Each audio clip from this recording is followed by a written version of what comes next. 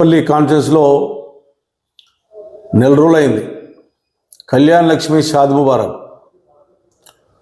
చెక్కులు వచ్చి మండల ఆఫీస్లో బాలనార్ మండల్లో కూకట్పల్లి మండల్లో పెట్టుకొని కూర్చున్నారు. నేను ఆర్డీఓ గారిని రిక్వెస్ట్ చేశాను, కలెక్టర్ గారిని రిక్వెస్ట్ చేశాను, ఎంఆర్ఓని రిక్వెస్ట్ చేశాను. మీరు నిరుపేదలు, వాళ్ళు ఎన్నో అవసరాలు ఉంటాయి, వాళ్ళ కష్టాలు ఉంటాయి, ఇచ్చేయండి తొందరగా.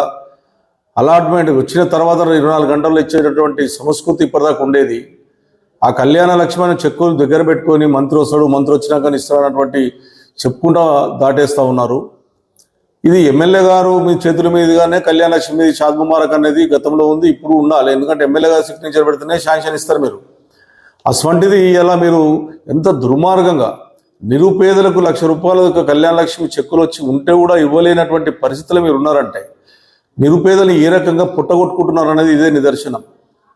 550 కళ్యాణ చెక్కులు, షాద్ ముబారక్ చెక్కులు ఉంటే నిరుపేదలు నా ఇంటి చుట్టూ తిరుగుతున్నారు. నేను ఎంఆర్ఓని అడుగుతున్నాను, కలెక్టర్ని అడుగుతున్నాను, ఆర్డీఓని అడుగుతున్నాను. ఎంత చెప్పినా ఇవాళ రేపు మంత్రి గారు టైం ఇస్తలేడు, ఆ టైం ఇస్తలేడు, ఈ రకంగా దాటేసుకుపోతా ఉన్నారు. నేను ఒకటే అడుగుతా ఉన్నాను గవర్నమెంట్ గారు, ముఖ్యమంత్రి గారిని.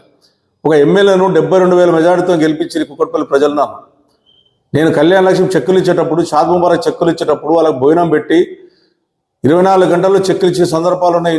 ఈ కళ్యాణ లక్ష్మి ఇచ్చిన నుంచి ముఖ్యమంత్రి గారు కేసీఆర్ గారు పెట్టినటువంటి స్కీమే నిరుపేదలకు అదొక మంచి అవకాశము, వాళ్ళ పెళ్లిలకు ఉపయోగపడుతుంది, అప్పులు చేస్తారని చెప్పి బాధపడుకుంటూ ఆ రోజు ₹1,00,000 కళ్యాణ లక్ష్మి చెక్కులు ఇవ్వమని చెప్తే మీరు ఇవ్వకుండా నెల రోజుల నుంచి కూకట్పల్లి కాన్ఫరెన్స్లో ఆపడం అనేది దుర్మార్గమైన విషయం.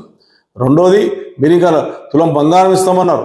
ఆ తులం బంగారం పక్క పెట్టినా కూడా ఆ ₹1,00,000 ఉన్నటువంటి ప్రభుత్వం ఇచ్చినటువంటి ₹1,00,000 మీరు ఇవ్వకుండా నిరుపేద ప్రజలను ఇబ్బంది పెడుతున్నారు. నేను మళ్ళా మీకు రిక్వెస్ట్ చేస్తా ఉన్నాను, ఎలక్ట్రానిక్ మీడియా ద్వారా, నేను రాకమంటే రాను, కానీ మీరు నిరుపేదలకు ఇచ్చేయండి, మండలాభి నుంచి అలాట్ చేయండి. మీకు నేను వస్తే బాధపడతారు, ఎమ్మెల్యే వస్తే ఇవ్వద్దు బాధపడతారు అనుకుంటే మీరే ఇవ్వండి అని చెప్పాను. నేను మీరే ఇవ్వండి, ఎంఆర్ఓలో ఇచ్చేయండి. ఈ దుర్మార్గమైన రాజకీయాలకు బలి కావద్దు ప్రజలు. దుర్మార్గంగా ఆలోచన చేస్తున్నారు మీరు, ఇది మంచి పద్ధతి కాదు.